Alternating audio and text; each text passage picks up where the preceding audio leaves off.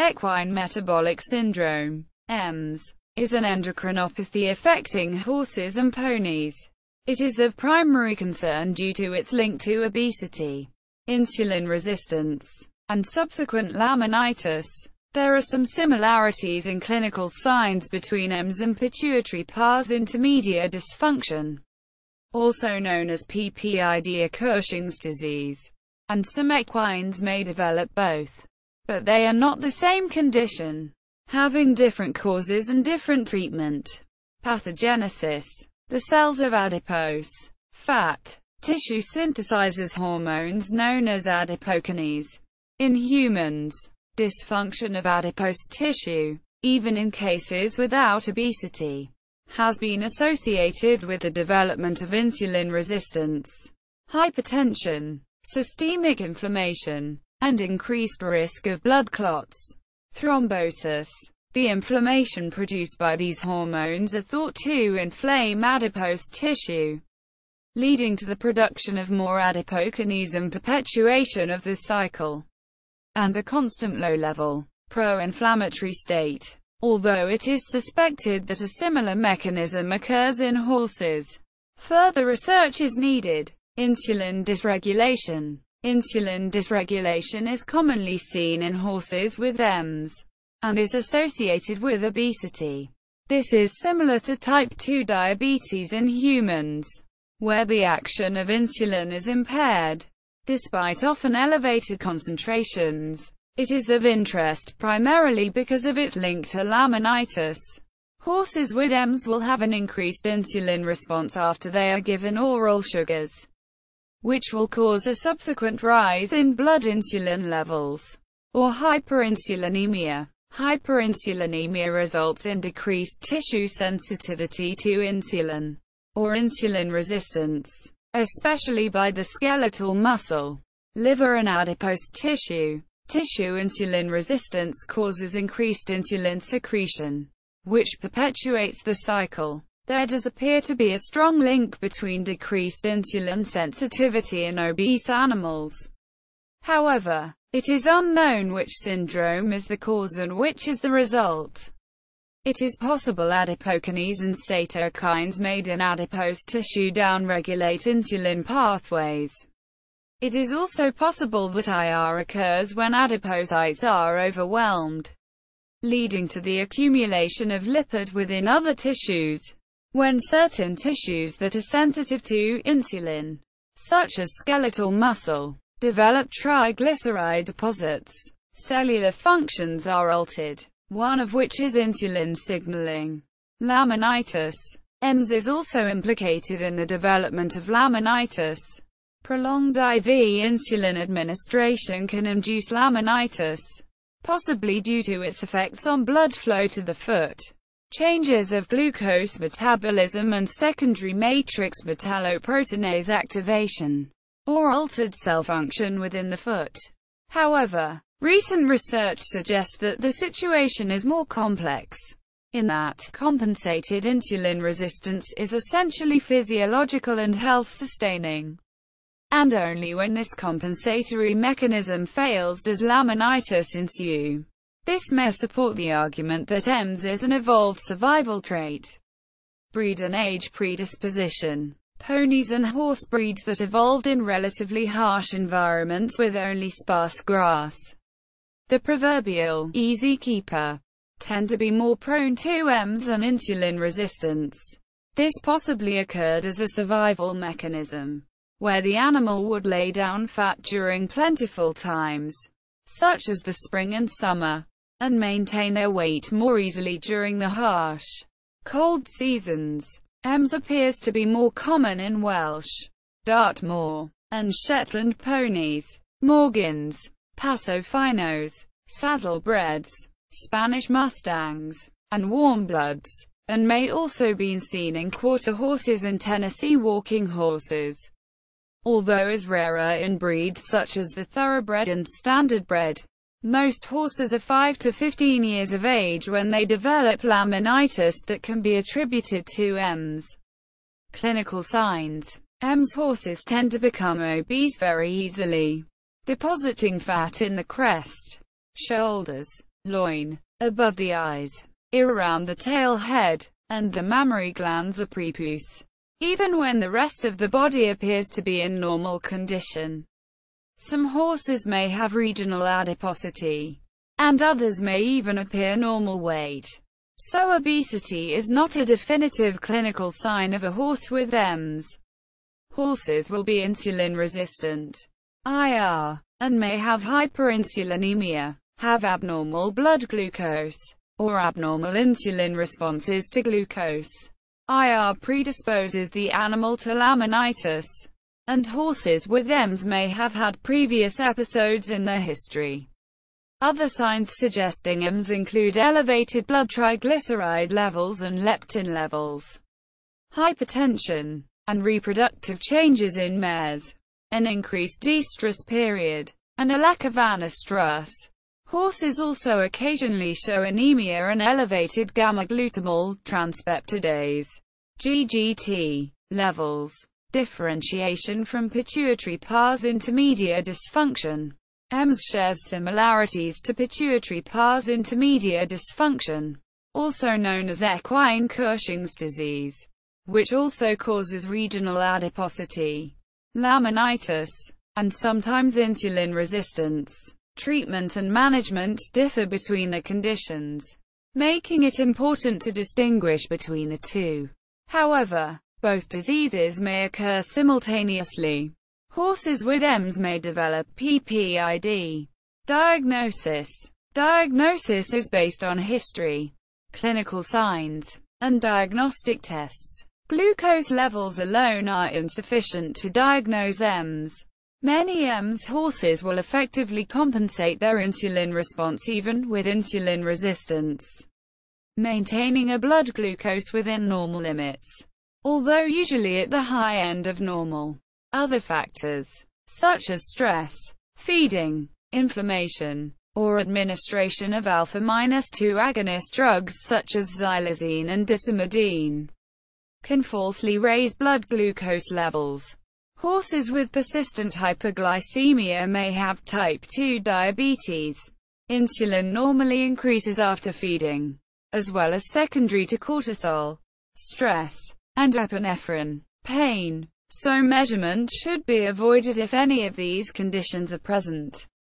Actively laminitic horses should therefore not undergo testing until their pain and stress have been adequately controlled. Additionally, resting insulin levels may not be increased in all animals with EMS. For these reasons, dynamic tests are recommended for the diagnosis of EMS. Measurement of fasting insulin concentration involves giving a horse a single flake of hay, low in non-structural carbohydrates, at 10 p.m. the night before testing. Blood being drawn the following morning, usually between 8 and 10 a.m. Both insulin and glucose blood levels are measured. Hyperinsulinemia suggests insulin resistance. This test is easy to perform, but is less sensitive than the oral sugar test. It is best used in cases where risks of laminitis make the oral sugar test potentially unsafe. The oral sugar test also requires giving the horse only a single flake of hay at 10 p.m. the night before the test. The following morning, Caro corn syrup is given orally, and glucose and insulin levels are measured at 60 and 90 minutes after administration. Normal or excessively high insulin levels are diagnostic. However, equivocal test results require retesting at a later date, or performing a different test. A similar test is available outside the U.S. in areas where corn syrup products are less readily available, where horses are given the morning meal of chaff with dextrose powder, and blood insulin levels are measured 2 hours later. Dynamic testing for insulin has higher sensitivity test than fasting insulin concentration, because insulin resistance may only become evident when challenged by hyperglycemia. There are various tests available for measuring changes in insulin concentration. They usually require a similar fasting protocol as the fasting insulin test. A glucose tolerance test requires IV or oral administration of a sugar. Multiple blood draws are then performed to measure blood glucose and insulin levels over time. The area under this curve is the best indicator of insulin resistance, but it may also be evaluated just based on the peak value and time to return to baseline. The combined glucose-insulin test requires less time to perform than the glucose tolerance test.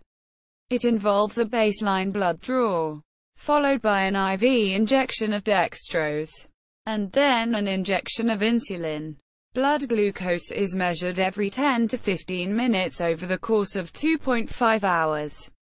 Samples are evaluated for time to return to baseline blood glucose levels and insulin blood concentration. Elevated insulin concentration suggests insulin resistance. Rarely, this test can result in hypoglycemia, which requires administration of IV dextrose to correct.